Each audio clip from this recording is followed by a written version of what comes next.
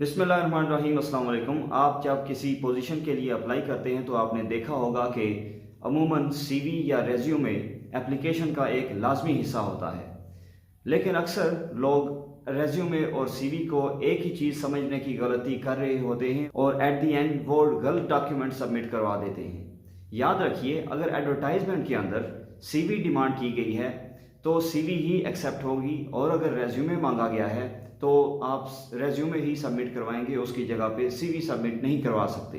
चलें देखते हैं सीवी और रेज्यूमे में फ़र्क क्या है। सीवी लातीनी ज़ुबान का एक फ्रेज़ है जिसका मतलब है कोर्स ऑफ लाइफ, जबकि रेज्यूमे फ्रांसीसी में समरी को कहते हैं। सीवी में हम अपनी एजुकेशनल क्वालिफिकेशन से लेके प्रोफेशनल एक्सपीरियंस तक तमाम चीज़ें ऐड कर सकते हैं।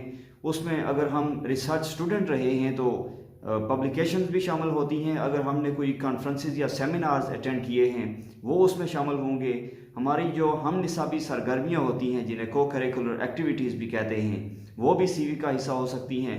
और उसके अलावा अगर हमने कुछ अवार्ड्स, कुछ स्कॉलरशिप्स विन किए हैं प्रीवियसली, तो वो भी सीवी में ऐड करने हैं। जबकि रेज्यूमे के अंदर उस जॉब से रिलेटेड जो क्वालिफिकेशंस या जो स्किल्स होते हैं या जो वर्क एक्सपीरियंस होता है वो हमने ऐड करना होता है। सीवी में we have the liberty of using many pages.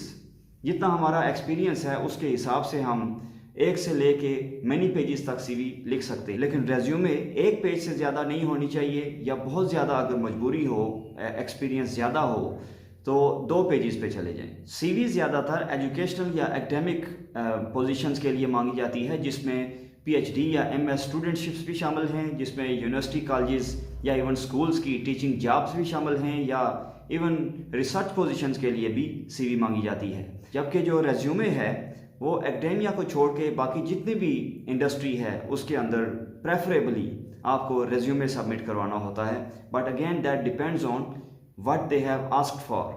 CV में आप अपनी एजुकेशनल क्वालिफिकेशन से स्टार्ट लेते हैं, जबकि रेज्यूमे में मोर प्रेफरेबली स्किल्स से स्टार्ट दिया जाता है और उसके बाद रिलेटेड वर्क एक्सपीरियंस ऐड किया जाता है। और बिफोर द एंड जहाँ पे आप रेफरेंसेस कोट करते हैं या लिखते हैं references will be provided on demand, उससे जस्ट एक स्टेप पहले आप अपनी 1 या 2 मोस्ट रेलिवेंट जो क्वालिफिकेशंस हैं, एजुकेशनल क्वालिफिकेशंस, वो ऐड कर दें। आपने अपनी पूरी एजुकेशनल क्वालिफिकेशंस रेज्यूमे में ऐड नहीं करनी होती। एक आखिरी बात, अगर आपको समझ ना आ रही हो कि आपने सीवी या रेज्यूमे सबमिट करवाना है तो शोबा ताल्लुकात आमा, जो उस डिपार्टमेंट का जहां आप अप्लाई कर रहे हैं, उन्हें आप कॉल करके या ईमेल करके ये कंफर्म कर सकते हैं कि कौन सा डॉक्यूमेंट टू बी प्रिसाइज आपने सबमिट करवाना है। ये ज़्यादा बेहतर है बजाय इसकी कि आप गलत डॉक्यूमेंट सबमिट करवा दें, वरना सवाल गंदम जवाब चना वाली बात हो जाएगी। मिलते हैं इंशाल्लाह अगली वीडियो में। Thank you.